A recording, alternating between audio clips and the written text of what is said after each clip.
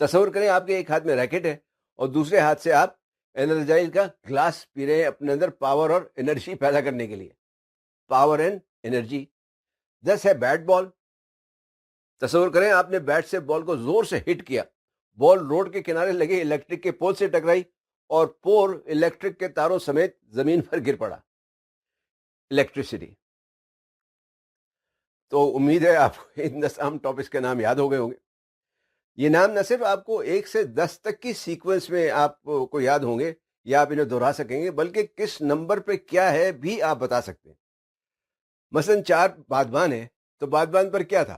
بادبان پر force, آپ force لگا رہے تھے. 7 کلاڑی تھی, کلاڑی سے آپ نے کیا کیا تھا؟ آپ نے ریل کی ٹوٹی. تو ریل اور ٹوٹی اگر آپ کو یاد آتی ہے تو ریلیٹیوٹی بنتا ہے اس سے. اب آپ فرض کریں کہ آپ میکینکس کا چیپٹر پڑھ رہے ہیں اور آپ نے اس میں سے 15 20 یا 25 پوائنٹ اور بنا لیے ہیں, تو آپ حروف تہجی یعنی الفابیٹس کے جو پیگز ہیں ان تمام پوائنٹس کو ان پیگز کے ساتھ ملا کر یاد کر سکتے ہیں. اور اگر آپ چاہیں تو آپ طریقہ تسلسل کا بھی استعمال کر سکتے ہیں. مطلب یہ ہے کہ ضروری نہیں ہے کہ آپ ایک ہی طریقہ ہر چیز میں استعمال کریں, آپ 2-3 مختلف طریقے استعمال کر کے بھی یاد کر سکتے ہیں. تو اگر آپ نے الیکٹرو میگنیٹزم پہ 20-25 پوائنٹس نکالیں تو انہیں آپ طریقہ تسلسل کا استعمال کر کے یاد کر لیں. اور اس بات کی فکر نہ کریں کہ اگر آپ نے ایک لسٹ یاد کی ہے تو آپ دوسری یاد کریں گے تو آپ پہلی بھول جائیں گے, ایسا نہیں ہوگا. آپ جتنی بھی لسٹ یاد کریں گے وہ آپ کو اسی سیکوینس میں اور اسی طرح سے یاد رہیں گی.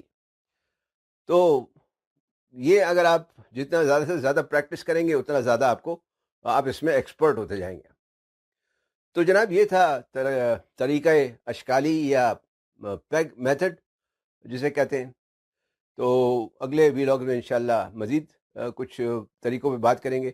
ویڈیو دیکھنے کا شکریہ. پسند آئی تو لائک شیئر کمنٹ کرنا نہ بھولیں. چینل ضرور سبسکرائب کر لیں. فی امان اللہ.